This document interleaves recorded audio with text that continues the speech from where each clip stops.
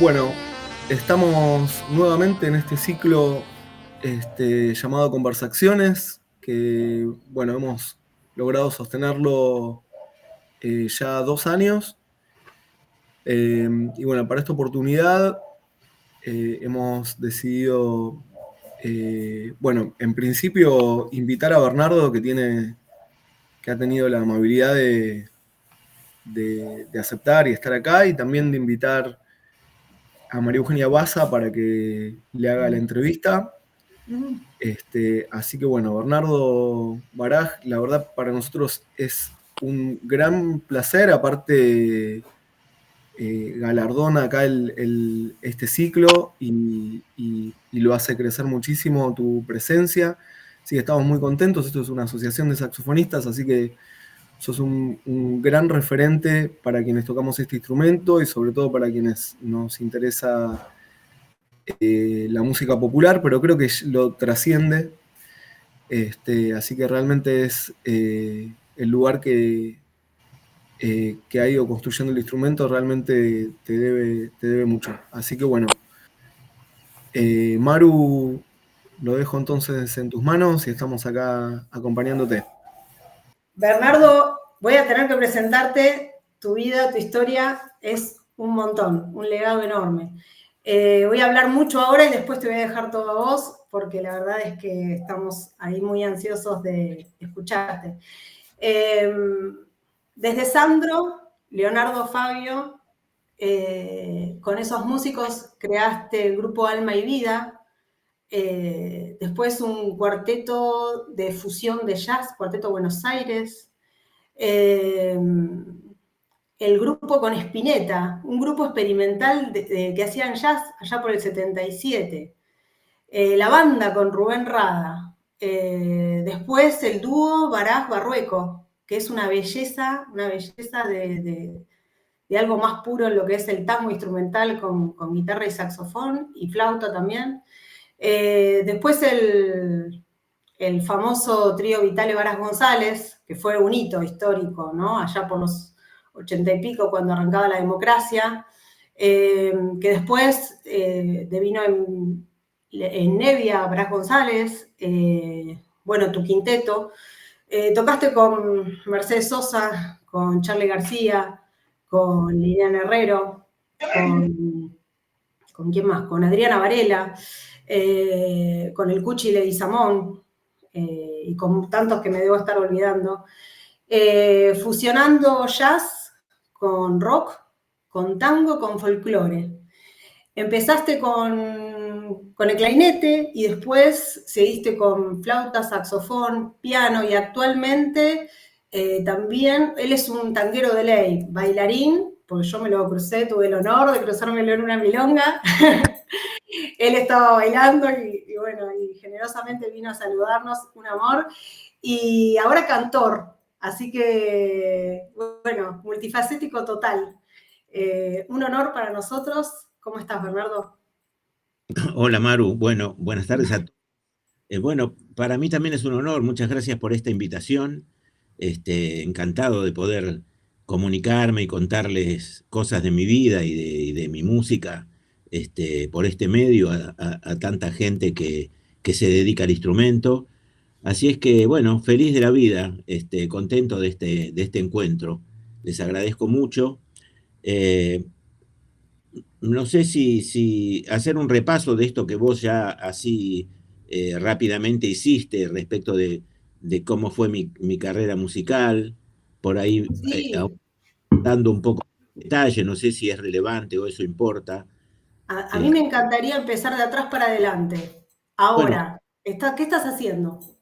ah, bueno, ahora estoy haciendo un homenaje al Gato Barbieri con un cuarteto donde toca Abel Rogantini el piano, César Franó el bajo y mi hijo Marcelo Baraj la batería.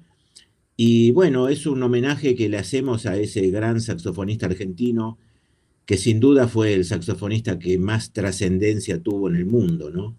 Uh -huh.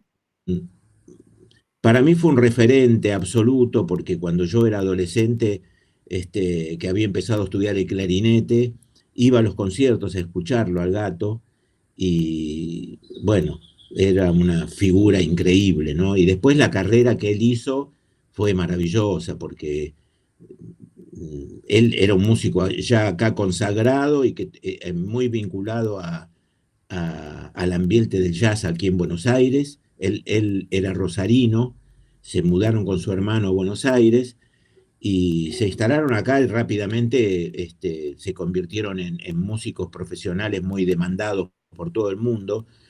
Pero el gato resolvió irse en busca de otros horizontes y se fue a Italia y después, vieron que en vez de hablar de mí les hablo del gato. Se fue a Italia y allá en Italia conoció a Don Cherry, que era un cornetista negro norteamericano de la vanguardia, y grabaron 2 discos con él, después se fue a Nueva York, hizo una carrera realmente muy, muy increíble, hizo músicas de películas, en Nueva York fue número 1 como saxofonista en el ranking de Downbeat, o sea, realmente logró cosas que muy difíciles de lograr. Y su particularidad, que era lo que a mí más me atraía, era precisamente su sonoridad, el sonido al servicio de la expresión. Tenía un sonido muy ampuloso, como muy lleno de armónicos y eso le permitía expresarse de una manera muy intensa. Yo tengo un alumno, ya ex alumno, pero seguimos siendo amigos, como me pasa siempre con mis alumnos, este, que lo fue a ver en Nueva York, y entonces cuando terminó el concierto lo fue a ver al camarín. Y entonces le dijo, gato, yo soy estudiante de saxo y quería que me dé un consejo. Y entonces el gato le dijo, when I blow, blow. O sea, cuando yo soplo, soplo. O sea, me pareció como un concepto muy interesante, esta idea de el empuje del aire dentro del instrumento, ¿no? Y es algo que no debe cejar nunca, que debe estar siempre enfocado, porque tiene mucho que ver con la proyección que logramos, y me pareció un concepto muy interesante, que yo siempre le cuento esta anécdota a los alumnos, porque me parece importante tenerlo como un concepto básico. Bueno, el gato Barbieri, eso lo que estamos haciendo es un recorrido por sus distintas etapas, la jazzística, la vinculada a la música argentina, cuando grabó su disco Tercer Mundo y grabó con músicos, músicas típicas de Latinoamérica, argentinas y de Latinoamérica, con un grupo de jazz y además le sumó grupos autóctonos y logró una sonoridad que fue increíble. También pasamos por la última etapa del gato, que es la etapa más vinculada al pop latino, que fue una época que de alguna manera los jazzistas ortodoxos medio que lo denostaron, porque medio como que había abandonado esa cosa tan de búsqueda y tan interesante para pasarse a una música que, si se quiere, tenía un enfoque como más comercial, pero que de todos modos seguía guardando la maravillosa expresión del gato cuando él soplaba y cantaba una melodía y era realmente fácilmente reconocible por su personalidad, por su sonido, por su expresión. También hacemos El último tango en París como un ejemplo de la músicas de películas. Bueno, eso es lo que estoy haciendo por un lado. Y por otro lado, estoy haciendo un show de tango. Además de tocar los caños, canto. Claro. Hace tiempo empecé a estudiar canto. Ya hace unos cuantos años que estoy estudiando con Magdalena León, que es una gran cantante. Y bueno, me dio por eso. Empecé a componer mis propios tangos y entonces en un momento dije, esto si no lo hago, si no lo grabo yo y no lo muestro yo, va a quedar en un cajón. Claro. Entonces la iniciativa de grabar y de empezar a presentarme en shows. Ese es tu trabajo 80, ¿no? Ese es mi trabajo 80, que es el tercer disco que grabé, que salió el año pasado y que hace referencia al haber cumplido 80 años. Claro. Y donde ahí hay una mezcla de tangos míos con clásicos del género. Con clásicos. Sí. Y es una es una actividad que me llena de satisfacción porque es un desafío, es una cosa nueva. Este, logro instalarme en un lugar de la expresión que está vinculado a la palabra, que es tan potente desde el punto de vista de la posibilidad expresiva. Y entonces, bueno, estoy con esos dos proyectos y con otros en la cabeza que me dan vuelta, pero ya no logro plasmar, pero bueno, con el tiempo tal vez haga alguna cosa. Pero bueno, en lo concreto en estas dos cosas, toco con otra gente, estuve tocando con Rodolfo Mederos, ahora tengo que tocar con él la otra semana en el ópera. Tenemos también un trío de tango con la cantante María José Mentana y el pianista Oscar Delía. Bueno, cosas que voy haciendo. Proyectos básicos son esos dos a los que hice referencia al principio. Bien. Y te hago una pregunta, Bernardo. Quizás acá siendo todos saxofonistas somos más de laboratorio, ¿viste? Las preguntas nuestras, pero eran inevitables, algunas preguntas más de nicho. Cuando mencionaste el tema de, cuando haces referencia al Gato Barbieri, a esto de la emisión del sonido, la importancia del soplar, ¿qué influencia tuvo en vos Coltrane y Wayne Shorter en tu decisión? Porque yo sé que vos sos especialista en soprano y tenor y también en el tema de la sonoridad, ¿no? De la búsqueda de la sonoridad. Sí, Wayne Shorter de alguna manera fue el que me hizo tocar el saxo, porque yo tocaba el clarinete, me gustaba mucho el jazz tradicional, el Dixieland y esa música. Benny Goodman. Sí, Benny Goodman, por supuesto, claro, clarinetista genial. Y me gustaba mucho eso. Y el jazz moderno por ahí no me gustaba tanto, estaba empezando a escuchar un poco, pero no me gustaba el saxo, curiosamente. Y nosotros nos juntamos con un amigo en Valentín Alsina, que él era estudiante de trompeta, tocaba un poco la trompeta, y nos juntábamos a zapar ahí en la casa de él, que eran zapadas realmente infames, porque cada uno tocaba lo que quería. No teníamos mucha información, y tocábamos de lo que nos iba saliendo, ¿viste? Y entonces, eh, y él tenía una discoteca muy nutrida realmente, porque compraba todo el tiempo vinilos, tenía dinero, la familia, y podía comprarse muchos vinilos. Y un día llegamos a la casa y nos dice, escuchen esto, un disco nuevo que compré. Y era un disco de Art Blakey con los Jazz Messengers, grabado en vivo en el Birland. Y entonces em, pone el vinilo y empieza a sonar, y entonces tocaba Noche en Túnez. Y Noche en Túnez tiene como un riff, cuando termina el tema, tiene un riff medio como obstinato, más o menos creo que durará como 8 compases.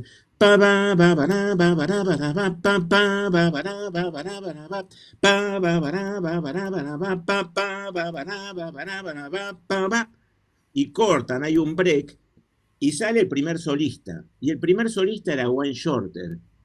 Y a mí me produjo un impacto emotivo tan potente que yo dije, wow, yo quiero tocar esto.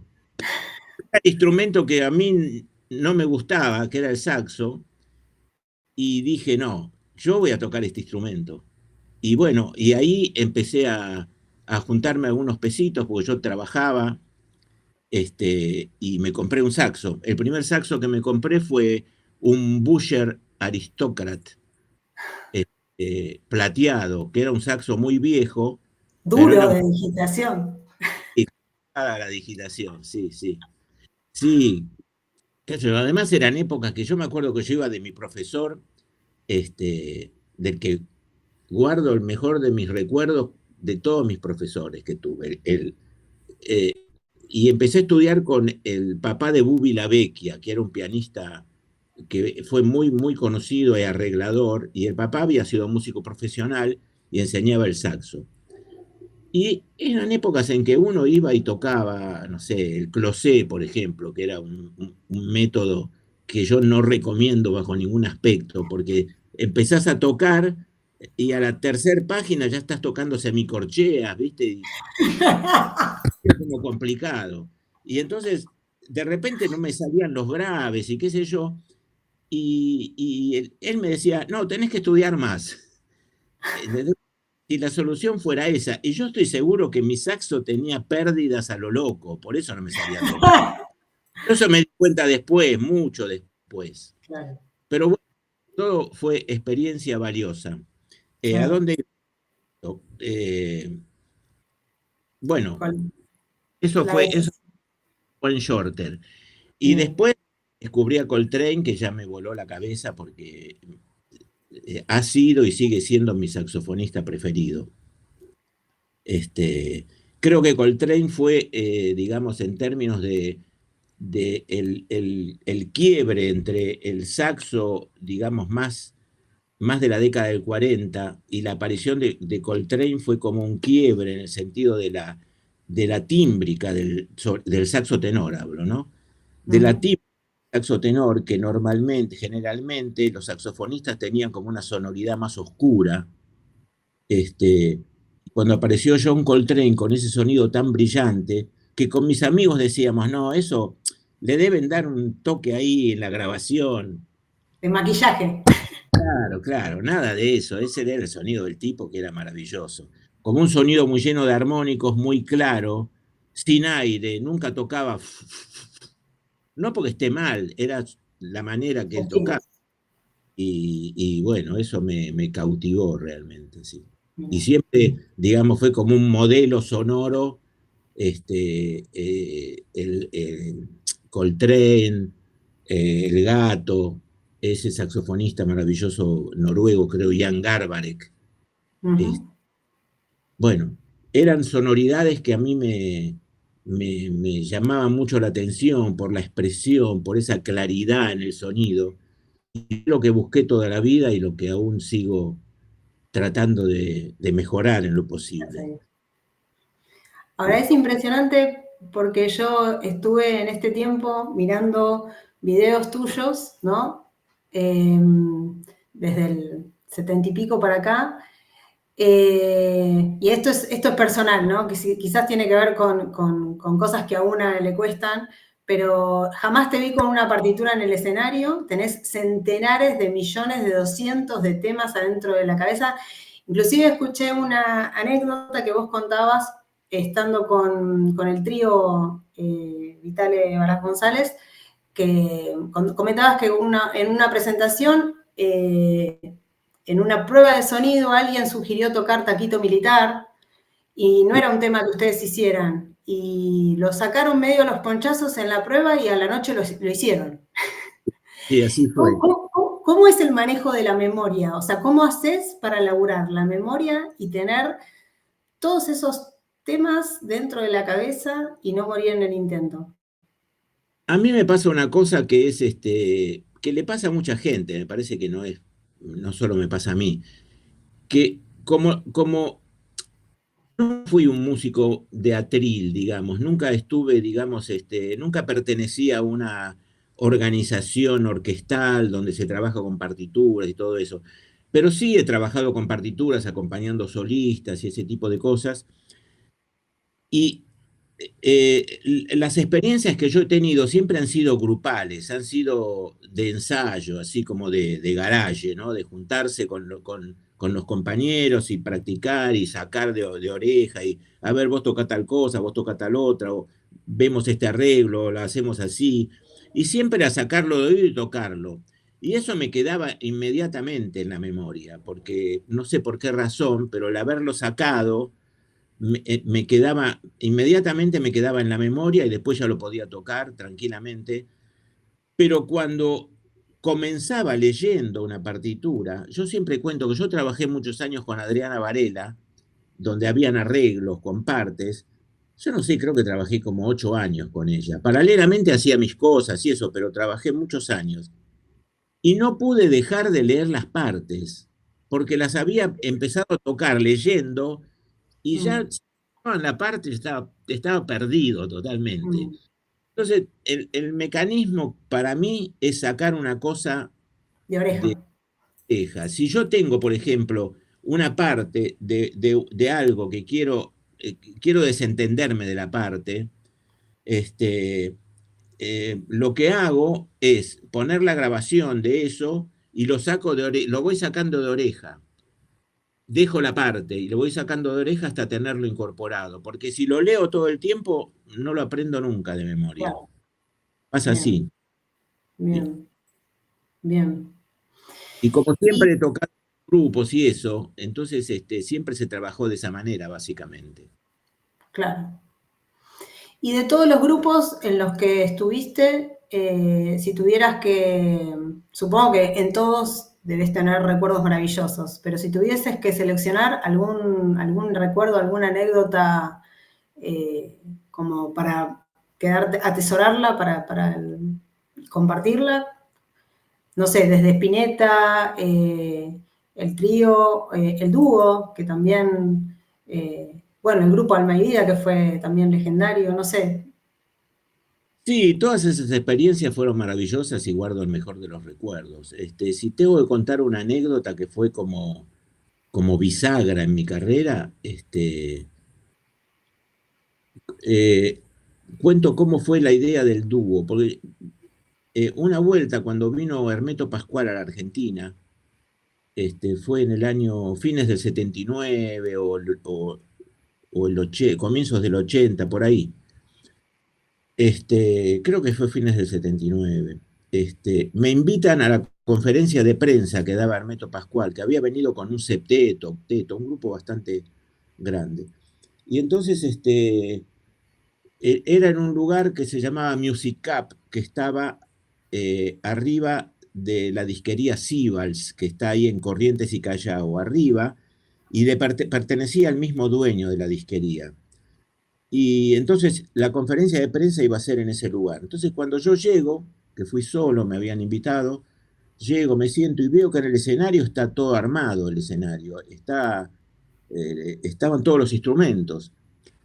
Y en determinado momento, cuando va a empezar la conferencia, salen y Hermeto dice, la conferencia de prensa nuestra va a ser un poco de nuestra música, que es lo que mejor habla de nosotros.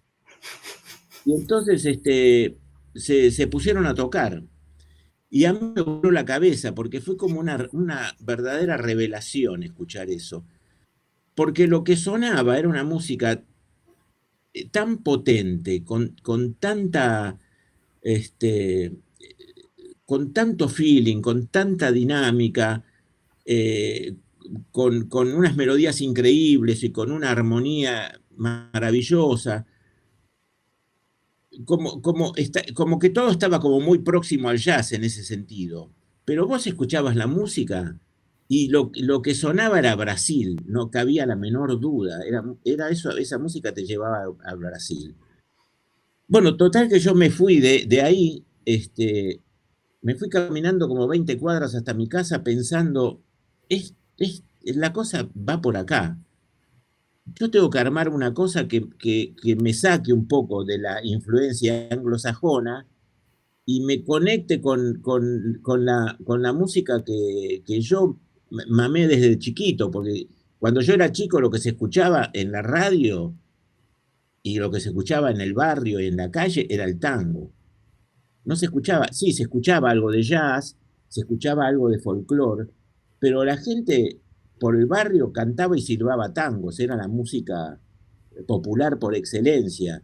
Y los bailes eran multitudinarios en los clubes llenos de gente que bailaba el tango.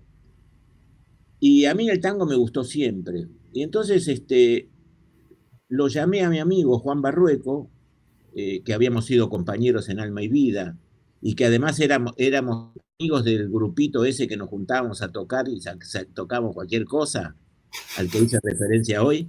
Bueno, él era uno de ellos. Entonces le digo, Juan, vamos a juntarnos a tocar una música que escape de lo que tocamos habitualmente, del rock y del jazz. Vamos a juntarnos a tocar y a tratar de generar una expresión más vinculada al tango. Y bueno, empezamos a ensayar y a componer cosas, y la verdad que fue una experiencia bárbara, porque para mí fue como encontrarme con mi propia expresión, con mi propia manera de expresarme con el instrumento. Encontré también ahí mi soledad, y, y la gente medio que por ahí no entendía bien de qué se trataba, porque era una música rara, con un saxo y una guitarra. Algunos pensaban que era una música más tirada a la cosa latina, pero nosotros tratábamos de evitar, digamos, los tics jazzísticos, los tics del swing jazzístico. Y tratábamos de enfatizar un poco la cosa más porteña, ¿no? La cosa más lunfarda desde el punto de vista musical. Esa fue la idea inicial y bueno, algo salió por ese lado. Yo creo que, y nosotros hacíamos como una bandera de esa idea, ¿no? Como que era un rescate de nuestras raíces y de nuestra cultura. En unos tiempos que eran muy difíciles porque, bueno, era la época de la dictadura, porque después, con el tema de las Malvinas, eh, enfatizó mucho sobre la cosa del rock nacional y todo eso. Y nosotros tocábamos esta música en esos años medio como a contrapelo, pero había un montón de gente que nos seguía, que le gustaba, y creo que fue una experiencia muy original y muy valiosa. También creo que ese dúo, el Barás Barrueco, junto con el dúo que tenían Jorge Cumbo, el nuestro desde el lado tanguero, y el dúo que tenían Jorge Cumbo, ese gran quenista,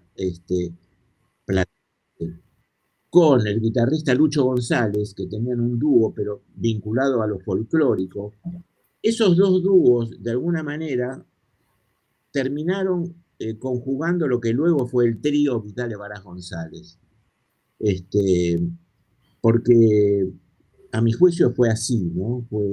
Esos dos antecedentes de lo que después fue el trío, que bueno, tuvo tanta popularidad y tanta repercusión. Y el trío, ahí fue más que nada folclore fusión, ¿no? Ahí ya te adentraste más en lo folclórico. Sí, básicamente fue folclore, sí. Esa fue por ahí el grupo más icónico, quizás no como decís vos, este dúo bisagra, pero el trío, o por lo menos en lo que fue la historia de la música argentina, yo creo que fue, ¿no?, uno de los más emblemáticos.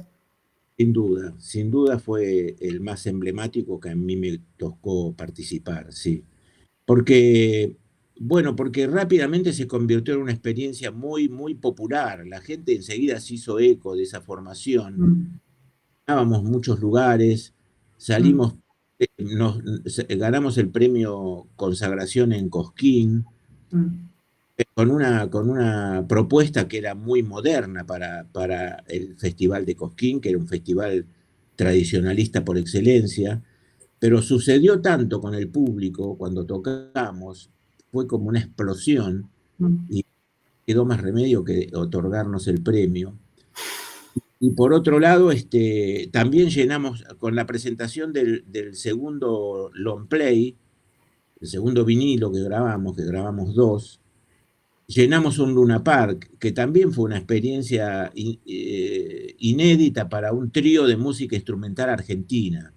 Porque el Luna Park lo llenaba la Negra Sosa, o Víctor Heredia, o Serrat, o el quinteto de el Weather Report, o Chick Corea, pero que un trío de música argentina, de muchachos de acá del barrio, llenen un Luna Park, una música instrumental, fue realmente muy, muy, muy particular.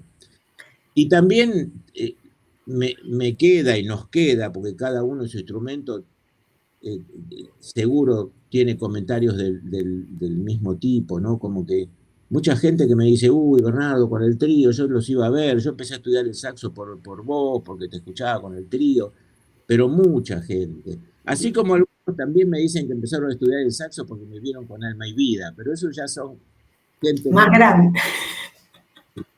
Bueno, así es que sin duda fue el grupo más icónico en el sentido de la repercusión que tuvo. Y además tuvo una vida muy breve, porque cuando yo Sí, digo que duró menos de 2 años, la gente se sorprende porque dice, no, no puede ser, porque pero claro, tuvo... ¿y por qué se separan? Cada uno obviamente tenía sus proyectos, eso lo sabemos, pero digo, igual tuvieron unos reencuentros después, posterior, y siempre que hicieron reencuentros fueron impresionantes, fuegos de artificio, pero puntualmente, ¿hubo alguna razón por la cual decidieron separarse?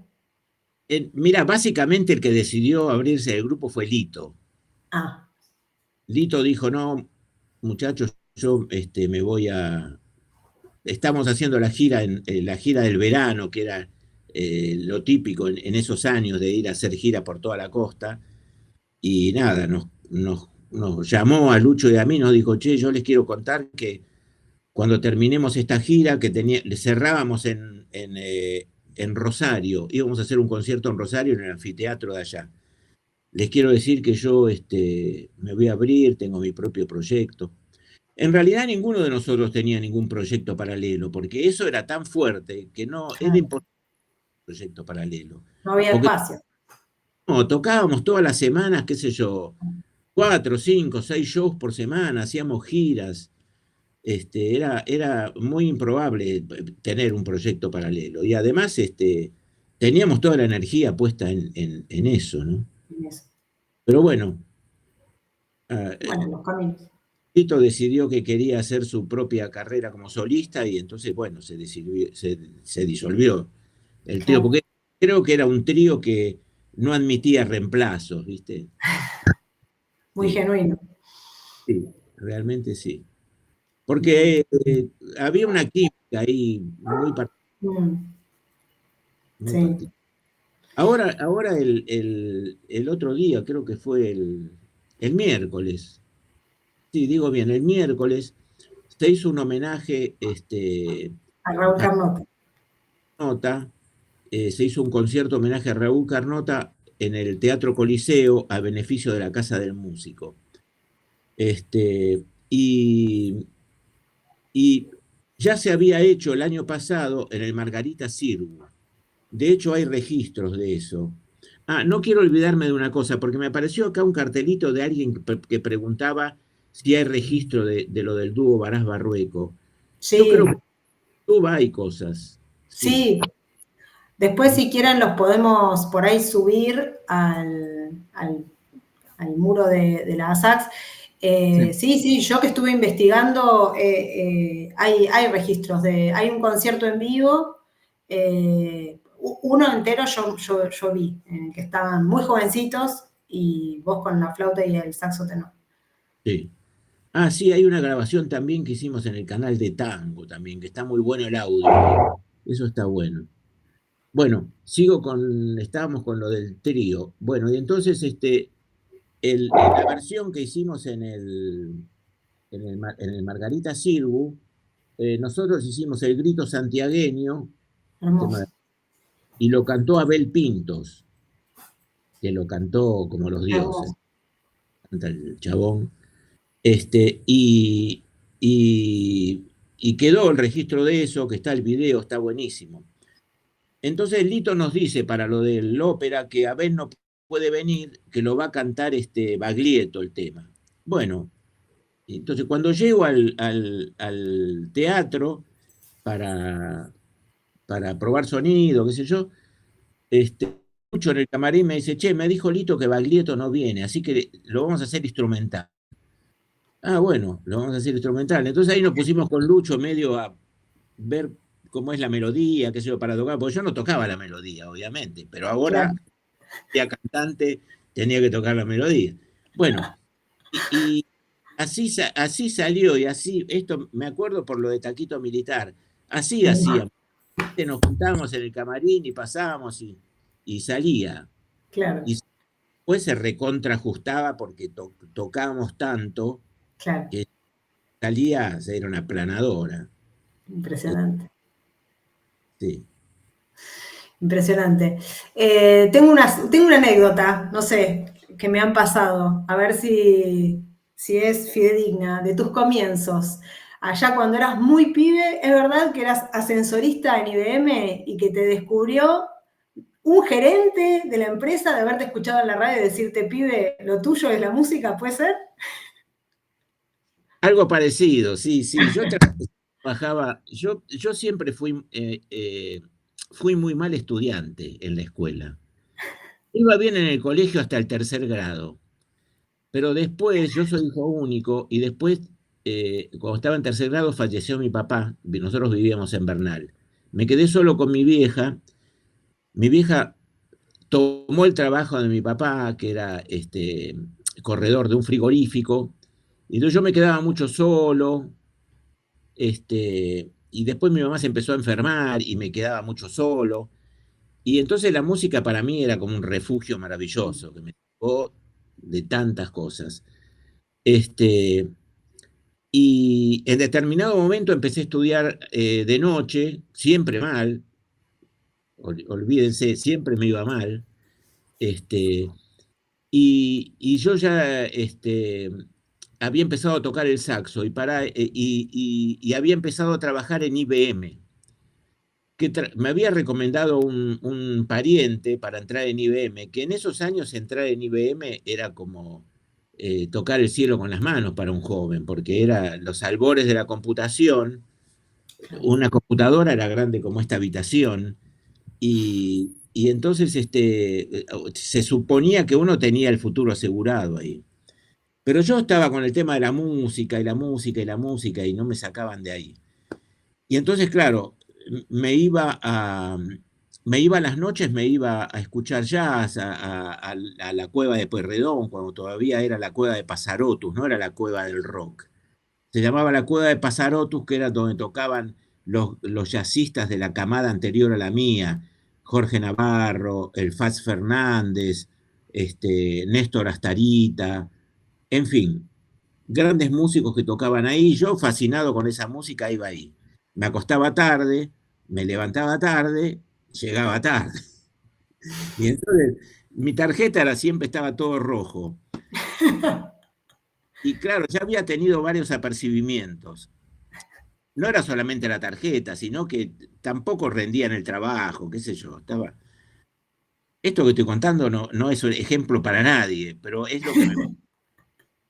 Y entonces ya había tenido un par de apercibimientos del gerente, que, bueno, era un hombre joven, pero bastante más grande que yo. Ojalá todavía siga vivo, pero el apellido Antonioni me quedó muy grabado porque tiene el mismo apellido de ese gran director de cine italiano, ¿no? Michelangelo Antonioni. Y entonces viene una compañera y me dice: che, pibito, me decían, che, pibito, ahí te llama Antonioni. Y entonces, acá que me están escuchando, mi compañera está escuchando mi reportaje desde la otra habitación y me corrige. Claro, capítulo anterior, en esos días me viene a buscar un grupo de chicos, de muchachos jovencitos, que eran yo vivía en Almagro, y ellos eran de Palermo, y querían armar un grupo de rock. Y a mí no me gustaba el rock, a mí me gustaba el jazz. Y como buen adolescente, viste que los adolescentes son o blanco o negro, no hay intermedio. Y a mí no me gustaba. Y entonces me vinieron a hablar de que tenían un grupo armado y que querían poner un saxo. Yo les decía que no, pero insistieron, al final terminaron convenciéndome. Y empezamos a ensayar y nos presentamos en un programa que se llamaba Escala Musical, que era un programa que se emitía por Canal 13, que en esa época habrían 3 canales o 2, no más, los domingos al mediodía, o sea que todo el mundo veía ese programa. Era un programa musical. Y entonces tocamos ahí. Entonces, un día llego, un lunes, y me sucede esto, de que mi compañera me dice: che, pibito, te llama Antonioni. Entonces voy, estaba la puerta abierta y lo veo en su oficina sentado Antonioni en su escritorio, y me dice: pase, pase, Baraj. Yo, tímido, entro: siéntese, siéntese. Entonces me siento y me dice: Baraj, me dice, ayer vi el programa donde tocan ustedes con el grupo, dice, la verdad que muy bien, ¿eh? Me llamó la atención, dice, y me llamó la atención también lo bien que toca usted, la verdad que lo felicito. Dice, pero ¿quiere que le diga una cosa? Me dice, hay algo que me llamó más la atención. Me dice, yo lo vi tan contento ahí, y acá no lo veo así contento. Así que lo voy a despedir. No. Fue como un baldazo de hielo, ¿viste? Porque eran épocas en que yo salía del laburo, que te pagaban en un sobre, no había transferencia ni nada, la plata y cobrabas. Y yo me iba al Centro Cultural del Disco, que era una cadena de negocios que vendían vinilos. Me compraba un disco y me iba a mi casa con el disco bajo el brazo, el vinilo, el sobre que se lo daba a mi vieja, y después mi vieja me daba plata para mis gastos, pero yo colaboraba con el sustento de la casa, ¿viste? Total que yo llegué a mi casa y no le pude decir a mi mamá lo que había pasado porque era un disgusto enorme. Y me la pasé como 20 días yéndome todos los días a la mañana haciendo de cuenta que me iba a trabajar. Y me iba a boludear a la casa de un amigo. No me animaba a decirle. Por supuesto que eso tuvo muy poca carrera. A los 20 días ya no daba más y le tuve que decir a mi mamá, me pasó tal cosa. Mi vieja se puso a llorar, se puso re triste, fue todo un bajón. Pero en medio de eso, yo aproveché y me encerré en un galpón que había delante de mi... Yo vivía en una habitación con mi vieja, era un lugar muy rudimentario. Pero adelante había un señor que tenía una tornería de madera y que no la usaba mucho, era un viejito. Entonces yo me encerraba en la tornería de madera y me ponía a tocar. Y pasé de tocar lo que podía. Ah, una cosa que hacía cuando trabajaba en IBM para que vean lo pésimo empleado que era, cuando me mandaba a hacer un trámite afuera, yo me iba volando hasta mi casa, tocaba 20 minutos el clarinete y me volvía al trabajo. No, totalmente. De enfermo. Bueno, así que me encerré a tocar. Y fue una situación muy afortunada esta, porque al poco tiempo, ya no me acuerdo cuándo fue, pero digamos, qué sé yo, un par de meses que yo estaba sin trabajo, tampoco me preocupaba mucho por conseguirlo, pero yo tocaba. Y me golpean la puerta. Digo así porque eran esas casas viejas que tenían el llamador de bronce que se golpean. Entonces yo dejo el saxo, salgo a atender. Y era un señor mayor que me dice, vos sos Bernardo, ¿no? Le digo, sí. Me dice, me da la mano este señor y me dice, yo me llamo Mario Naón y soy el representante de Jackie y los Ciclones. Jackie y los Ciclones en esa época era como si te dijera hoy en día, no sé, Fito Páez. O sea, un artista que grababa en la CBS, que vendía montones de discos y que era así, como muy popular. Y me dice, te escuchamos tocar en escala musical y queremos poner un saxo en el grupo y queremos que vengas. Pero me tenés que contestar rápido porque nos vamos en 10 días de gira. Y por supuesto que le dije que sí inmediatamente, porque yo no tenía ni trabajo y me estaban ofreciendo un trabajo que era bárbaro. Entonces, empecé a ensayar con ellos y nos fuimos de gira. Una gira que duró un mes y medio por toda la provincia de Córdoba y Santa Fe, más Santa Fe y parte de Córdoba, que tocábamos todos los días menos los lunes. El único día de descanso eran los lunes.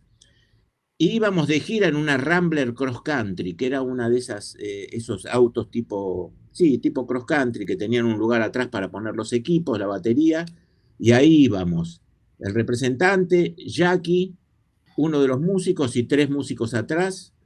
Y bueno, cuando volví de esa gira, que fue agotadora realmente porque no parábamos,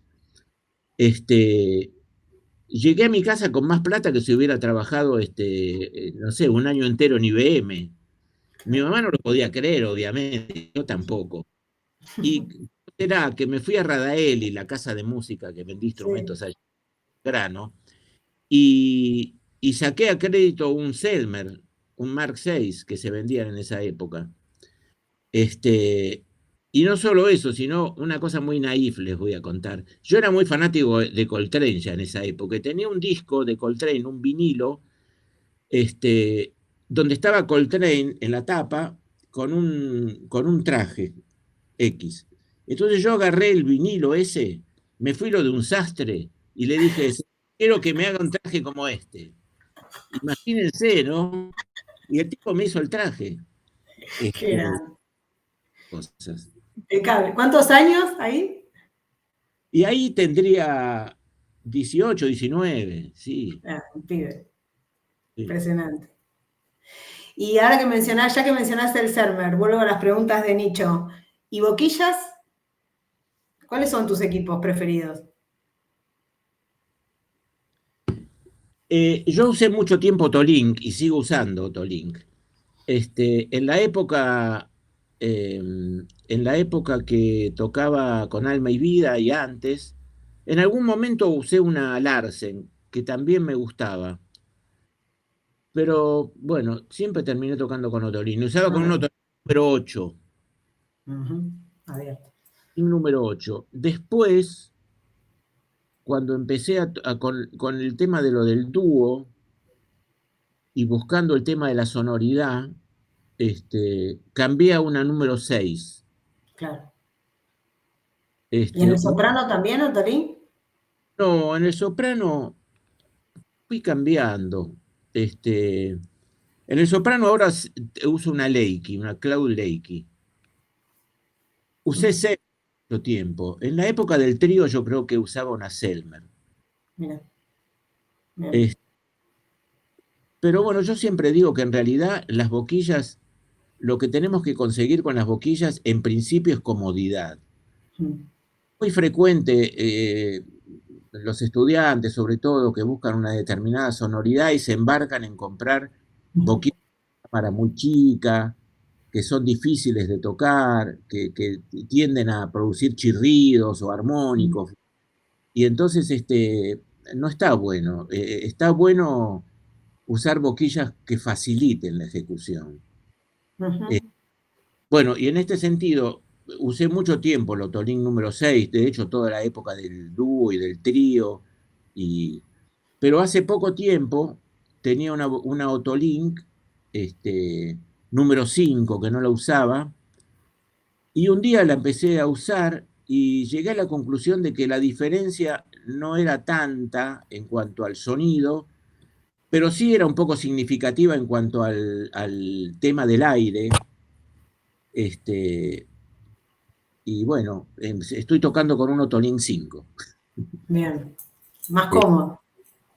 Sí, más cómodo porque me llevan un poco menos de aire, porque yo era que trato de restarle presión a la caña. Que nosotros tenemos acá la boquilla y la caña, y entonces cuanto más abierta es la caña, más presión hay que ejercer para llevar la caña al punto de vibración.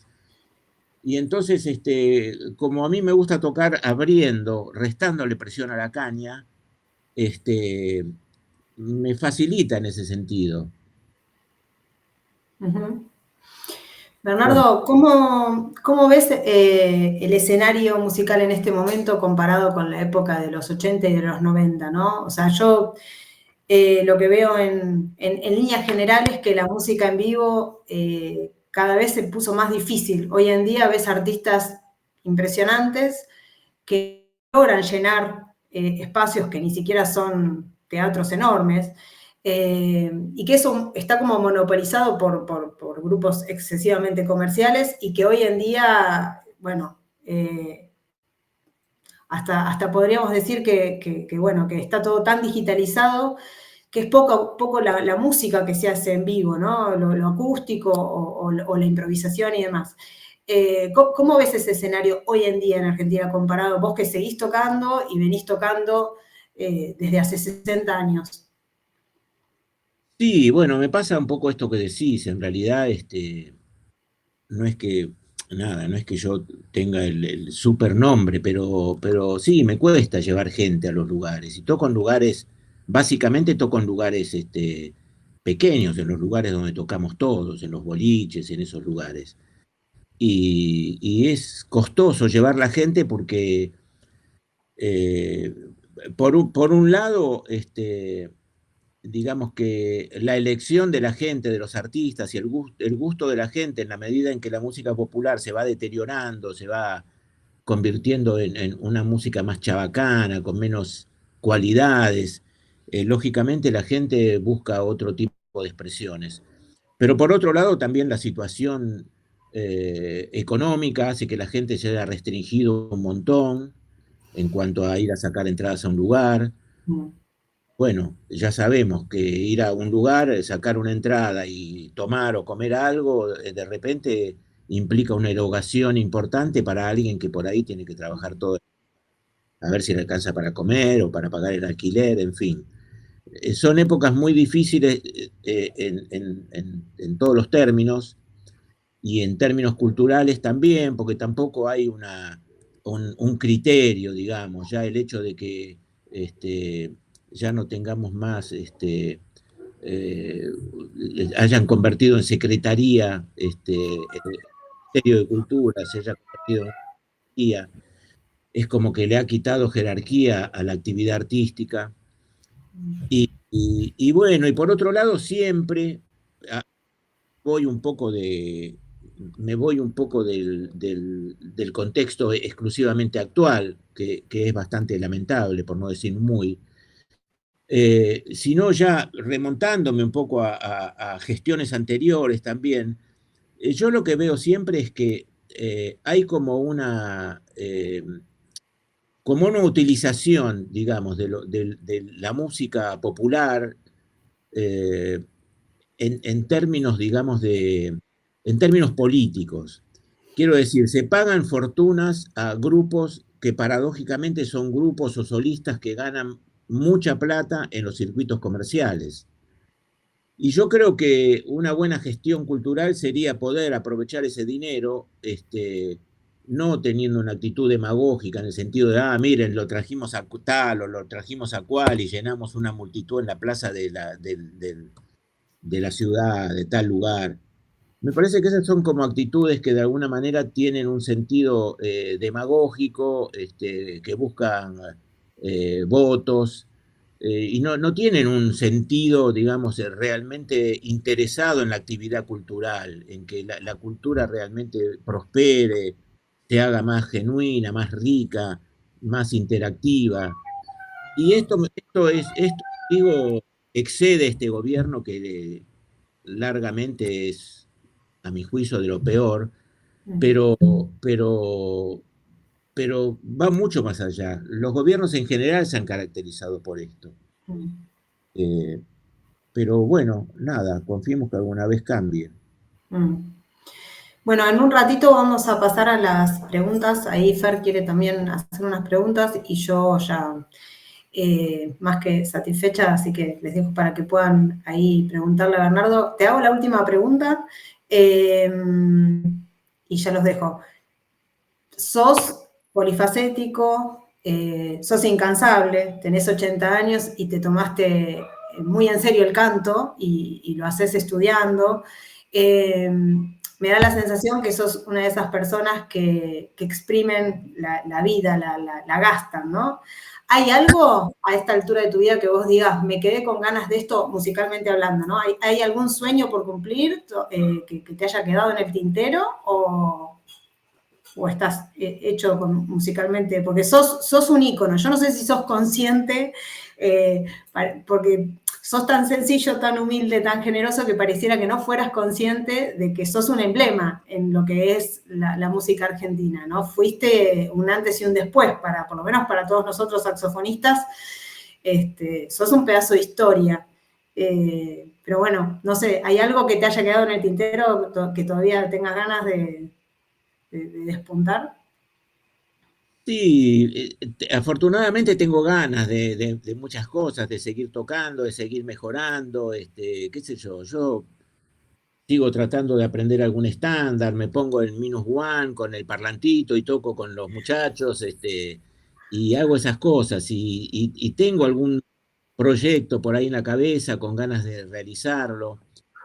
Y también sé que las cosas llegan a un tiempo y que si no llegan es porque no tuvieron que ser, o porque uno no tuvo el momento, no tuvo la fuerza, no tuvo el contexto, no tuvo algo dentro de uno, porque en realidad a veces acostumbramos a poner en el afuera las imposibilidades y las posibilidades siempre surgen de uno. Y seguramente hay muchas cosas que en su momento dije, uy, qué lindo sería esto, y no lo pude llevar adelante, pero eso es producto de mis propias debilidades y de mis propias inseguridades y de mis dificultades. Y así fueron y así sucedieron y bueno, las acepto porque entiendo que así fue, pero siempre sí con ganas de hacer cosas, sí. Impresionante. Sí, ¿cómo estás, Bernardo? Fernando, ¿Cómo andás? bueno, Bueno, un gusto escucharte, un gusto. Aparte yo era de lo que yo estaba en el Luna Park viéndote, o sea, me sentí muy identificado, porque estaba en el público, digamos, viéndote, así que eso me emociona mucho. La pregunta puntual es un poco porque también me gusta un poco el tema de la investigación, soy también fanático de la música argentina. El tema de la improvisación en el tango especialmente, yo creo que con Baraj Barrueco ahí estuve escuchando un disco y hay momentos en que te permitís improvisar, ¿viste? Y sí, yo sí. creo que no lo hacía nadie antes, me parece que sos el primero. No sé si vos que sos el primero sabés que sos el primero, pero no sé si hay otro saxofonista que improvisaba, que hacía un bump y zapaba. Entonces, porque estuve ahí investigando un poco, ¿eh? Y no sé, ¿vos pensás que sos el primero? Sí, yo pienso que soy el primero. El primer Bien, argentino en improvisar con el saxo tango, digamos. sí, porque bueno, yo siempre pongo la experiencia del Baraj Barrueco como una experiencia bastante como de mojón, en el sentido de cómo el instrumento se instaló en un género que no le era propio. Y a ver, ¿a dónde voy?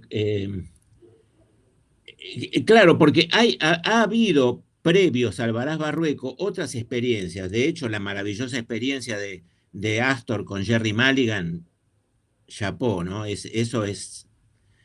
Pero en realidad no se trataba de un saxofonista argentino o digamos que tocara una música argentina o que tuviera el espíritu de esa música dentro. Y después otras formaciones de Astor, donde tocaba el alemán Schneider, otro divino capo total, y Ochachi Ferreira también, grandes músicos de la camada anterior a la mía que han tocado con Astor, pero tocaban más que nada con un sentido, con una expresión más vinculada al jazz, y donde se mixturaba esa cosa, pero no estaba, por lo menos a mi juicio y lo que yo escucho, no estaba desde el punto de vista de la expresión de lo que tocaban, emparentado con el tango.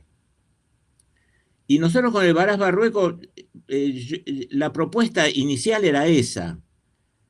Tratemos de escaparle a todo lo que tenga que ver con el swing, digamos, jazzístico, anglosajón, y tratemos de conectar con el barrio, con lo que, y tanto Barrueco como yo somos los dos, ya hemos cumplido 80 años y somos de esa generación, donde era el tango lo que nos sembraron de pequeños.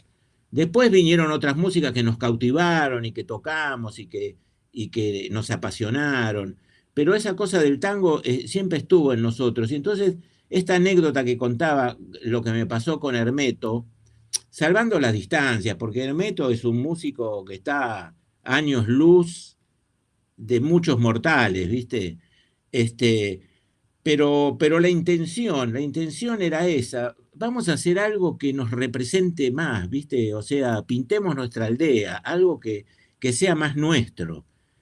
Y bueno, tengo montones de, montones no, porque tampoco soy tan cuidadoso con las notas y ese tipo de cosas, pero tengo algunas notas que nos hacían en ese momento, donde nosotros todo eso lo explicábamos verbalmente, explícitamente, decíamos cuál era nuestra intención. Y bueno,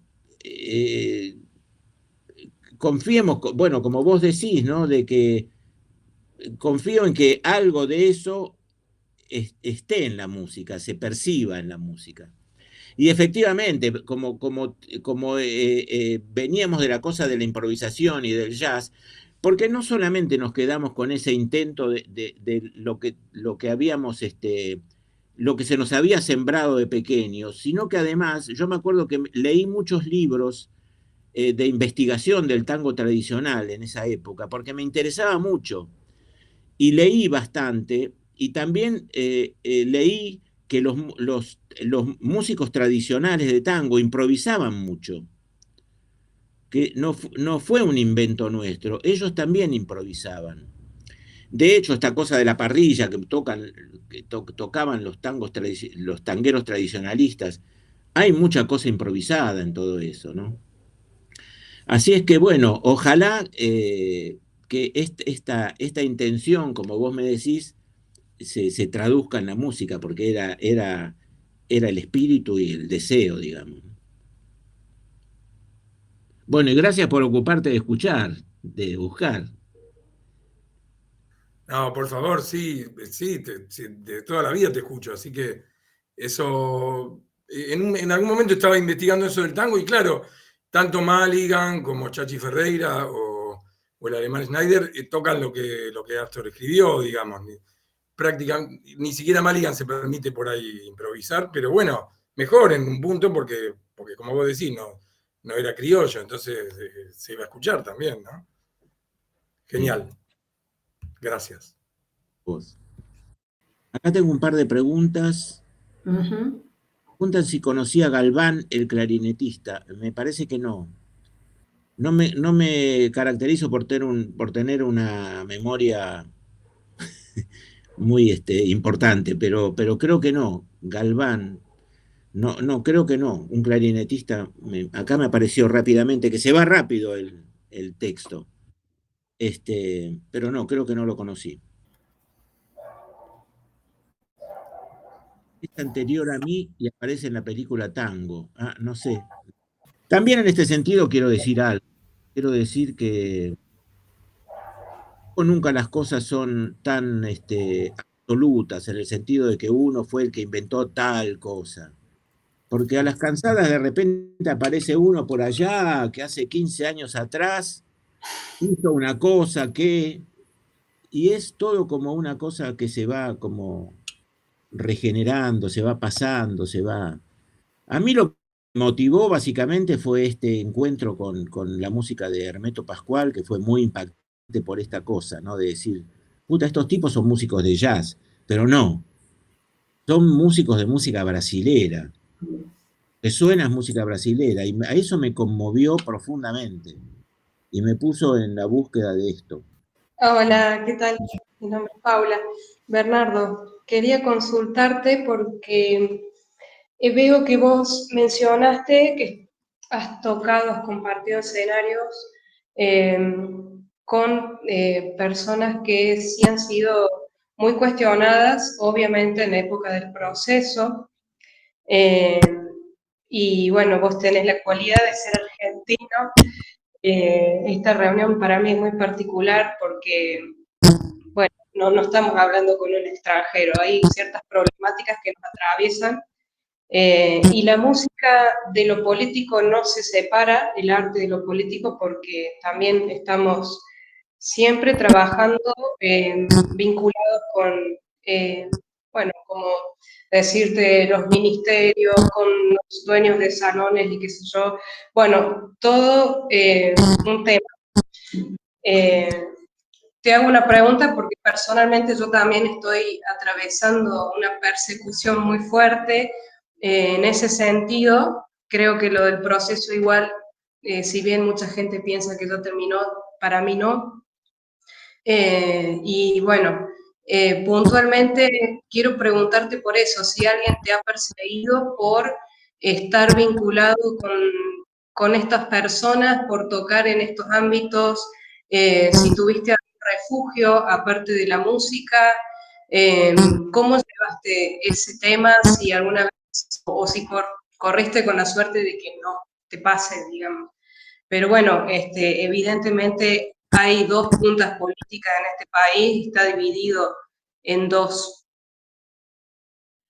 Sí, bueno, por supuesto que me tocó, digamos, la experiencia de transitar la época del proceso, que fue realmente muy, muy dura, muy, muy dura.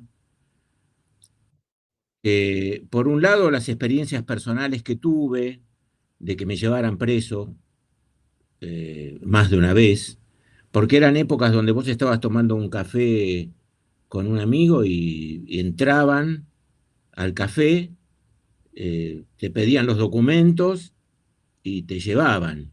Y los que entraban, ni siquiera entraban vestidos de policía, entraban unos tipitos que eran como, daban más miedo ellos que el peor de los delincuentes, porque jugaban a ser como Sérpico, ¿se acuerdan de la película Sérpico?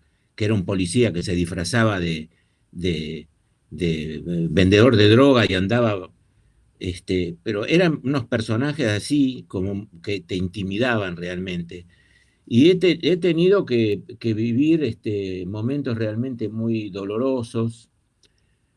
Cuando ensayábamos con el Flaco Spinetta, por ejemplo, en el 78, nosotros, el Flaco le gustaba ensayar mucho. Hacíamos ensayos muy largos, entonces se dividían los ensayos en dos partes. Y en la mitad nos íbamos a tomar algo.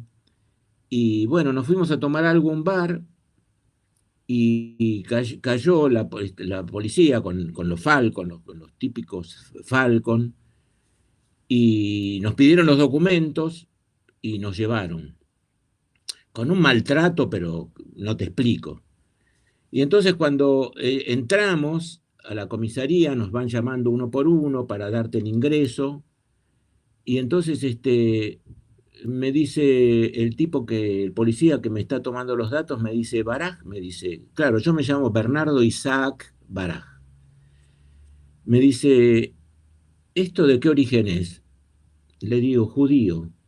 Y el tipo me dice, me dice, acá hay una onda con los judíos.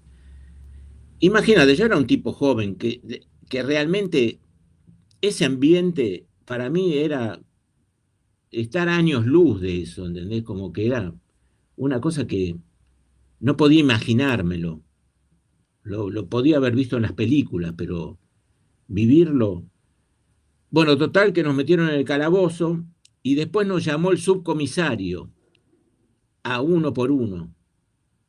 Y entonces el subcomisario me preguntó, Baraj, me dice, y dígame, ¿y usted eh, profesa la religión?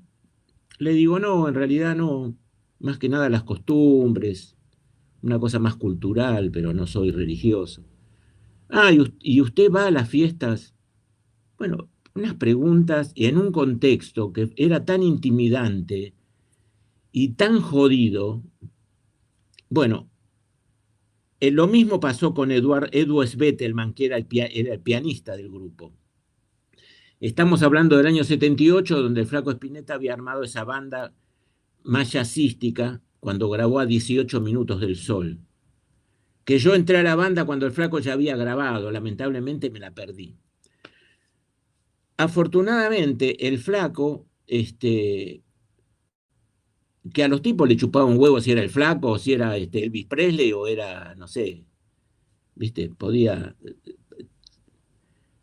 Pero el Flaco estaba muy vinculado en ese momento, eran muy amigos con Guillermo Vilas. Y en esos años Guillermo Vilas era número 1 del mundo, era como Messi. Entonces, inmediatamente él pudo llamar a sus padres hablaron con Guillermo Vilas y Guillermo Vilas nos sacó. Pero yo lo recuerdo como una de las experiencias más angustiantes de mi vida.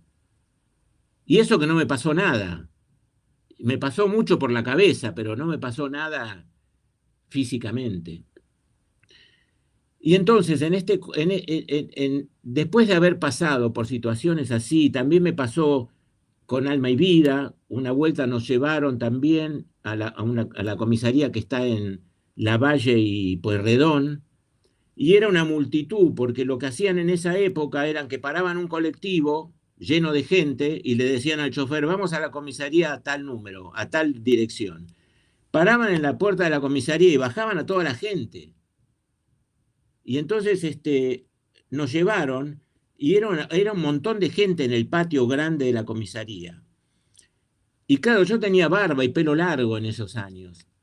Y de repente se arrima un policía joven y me dice, ¿vos no sos de Alma y Vida? Me dice. Le digo, sí.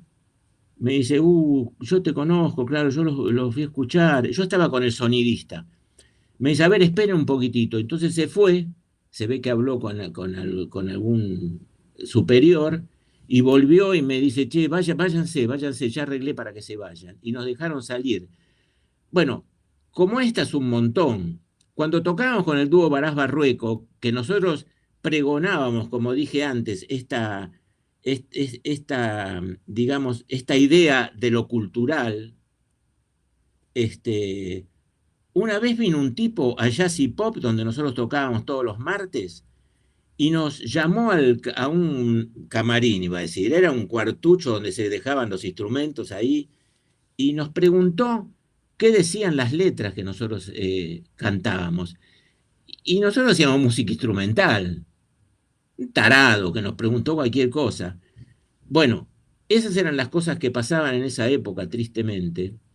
O sea que la persecución psicológica no solamente era concreta en el sentido de que te podía pasar algo, sino que además se respiraba en el ambiente. En la ciudad estaba esa atmósfera pesada porque pasaban cosas que eran espantosas y eso se vivió. Entonces, hoy en día, cuando suceden las cosas que suceden y se dicen las cosas que se dicen con tanta soltura, yo no lo puedo creer. Yo no lo puedo creer porque es muy lamentable y hay que tener mucho cuidado. Hay que tener mucho cuidado porque uno dice, no, pero ahora ya eso no va a pasar más. Pero ojo, porque de repente pasan de a poquito y cuando uno no se dio cuenta, de repente pasó y sucedió.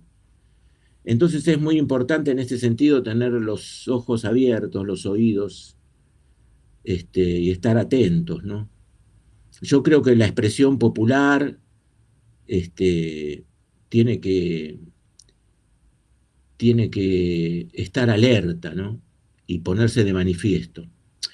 Por otro lado, también quiero aclarar que siento un poco de decepción a mis 80 años de la política y que no creo mucho en esta cosa de las antinomias. Yo creo muchas veces que la antinomia, un bando o el otro, el River o Boca, es un artilugio del poder para cuidarse el culo. Así es que a esta altura de partido siento bastante decepción en este sentido.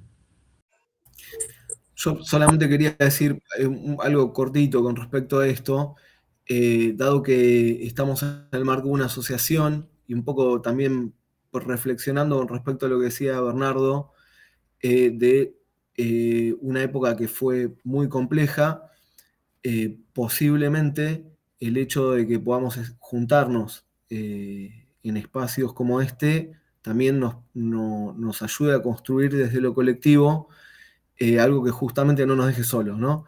Pienso en lo que estaba diciendo acá Ragazza, la nombro así porque, no, perdón, pero no retuve el nombre y está acá así nombrada, pero también referido a lo que decía Bernardo en general, a lo que pasa en la cultura en general, y que bueno, ya sea desde este espacio o desde otros, quizás la respuesta puede estar justamente en construir lo colectivo, ¿no? Darnos una mano.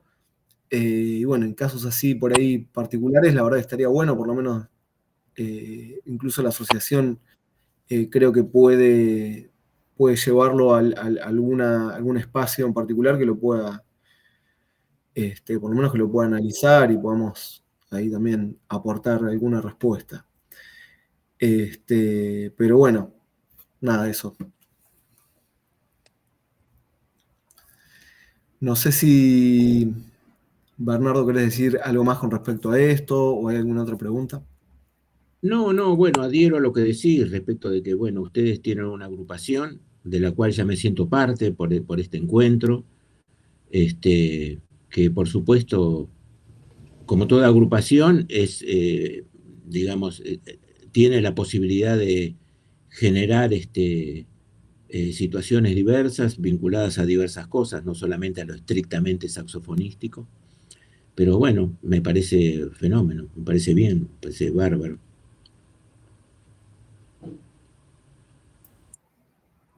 Bueno, no sé si alguien está ahí como para algún comentario más. Está Mariano, Fernando, hay mucho, Nico, Maru.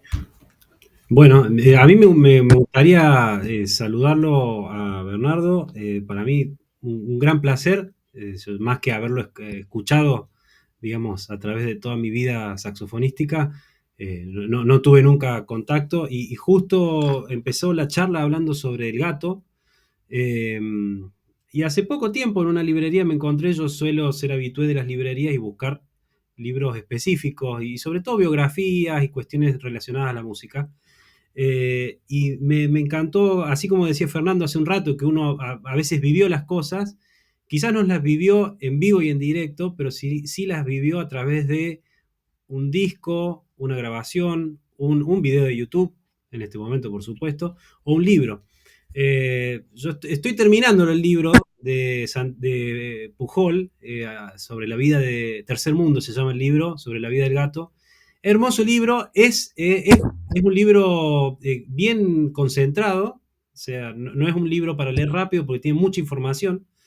Y me encantó ver los nombres de su profesor, por ejemplo, el primer profesor, que también tuvo un encuentro con el gato. eh, y bueno, de muchas cuestiones y colegas suyos que han tocado también con el gato, Astarita creo, y varios. Bueno, casi todos han sido, como siempre en el ambiente, terminan siendo colegas todos de todos, ¿no? Así que verdaderamente eso, si bien yo no lo viví en vivo y en directo, esto de poder estar con usted y revivir o rememorar cosas que sí uno va conociendo o encontrándose, bueno, para mí es superlativo. O sea, me ha hecho la tarde del sábado súper, súper. Así que, bueno, muy agradecido. Bueno, muchas gracias, muchas gracias.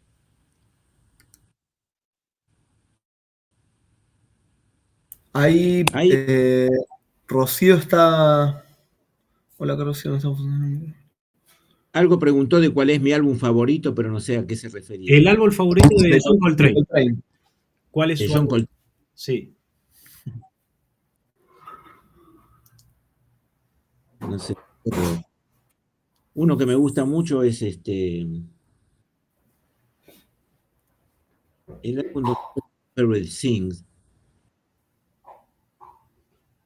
con el cuarteto, ¿no? Con Elvin Jones, McCoy Tyner, Jimmy Garrison. Pero todo lo de Coltrane, todo me gusta, todo.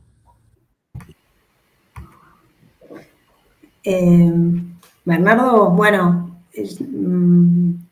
yo agradecerte, yo no me dedico al jazz, estudio improvisación en el tango con el maestro Pino Enríquez, Claudio Pino Enríquez, un guitarrista, compositor, y la verdad que estuve escuchando también el dúo Baraj Barrueco y fue toda una revelación. Una a veces peca de pensar que es algo novedoso lo que está haciendo y después se da cuenta de que hay gente que ya inventó todo. Así que bueno, por mi lado, gracias por existir. Y me quedé pensando, ya te digo, no soy, lo mío no es el jazz, pero hace poco vi una serie, un documental, que si no lo viste, probablemente lo hayas visto, pero para mí fue una maravilla de Wayne Shorter, que es la vida de él, Gravedad Cero, capaz que lo viste. Sí, lo vi, pero hace mucho que está, ¿no? En YouTube. Yo lo descubrí hace poco, porque aparte lo produce Brad Pitt, es como una rareza, es como algo que es ridículo, pero es una maravilla ese documental. Pero bueno, claro, Brad Pitt es un especialista en la cultura negra, ¿no? Y en ese sentido es bárbaro. Pero iba a decir algo. No, esto de que decías de que descubriste de que no es nada nuevo lo que estás haciendo. Siempre es nuevo lo que uno hace, porque es único de uno. Y eso es irrepetible. Lo que uno hace es irrepetible. Lo que importa es el sentimiento que uno le ponga, el esfuerzo, la dedicación, el amor. Realmente es así, pero lo que uno hace es único.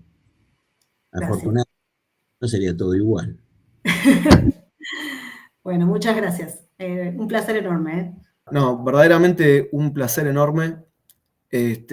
Como dije hoy al principio, creo que has construido dentro de la historia del saxo de acá un montón de cosas. No quiero redundar, ¿no? Pero realmente, por lo menos, decirte una vez más que te valoramos mucho, que te tenemos muy presente los saxofonistas. Sos realmente un referente y sobre todo muy lindo escucharte con proyectos que realmente yo, y cuando empezaste a contar los proyectos que estás haciendo, no me cuesta relacionarlo con una cosa que está mal, ¿no? Que es asociar la venida de los años con una cosa como más estática y demás. Y la verdad que verte así súper activo está buenísimo. Así que bueno, a seguir metiéndole con todo. Bueno, gracias, Manuel, Maru, y bueno, gracias a todos por estar y bueno, ojalá que algo de lo dicho sea grato, no sé si útil, porque no sé si es la palabra, pero... Sí, yo creo que sí. Y esto después va a estar en YouTube, así que también va a seguir dando vueltas. Bueno, después le hacemos algunos recortes, ahí lo dejamos un poco. Pero está bueno porque nada, también te van a seguir viendo saxofonistas y interesados en el tema, así que. Bueno. Bueno, una última cosa que quiero decir, porque voy a pasar el chivo. Pero por supuesto. También doy clases, y que cuando fue el tema de la pandemia, mi hijo el baterista, hace rato que me venía diciendo desde antes, papá, tenés que hacer una página en YouTube referida al saxo, porque así vas a tener más alumnos. Y yo decía, bueno. Y cuando llegó la pandemia me decidí, lo hice. Y es un canal de YouTube que se llama Universo Saxo. Se llama Universo Saxo y ahí voy subiendo tips, consejos, pequeñas cosas, algunas clases más largas, en fin. Conceptos, distintas cosas. Tal vez a algunos les pueda resultar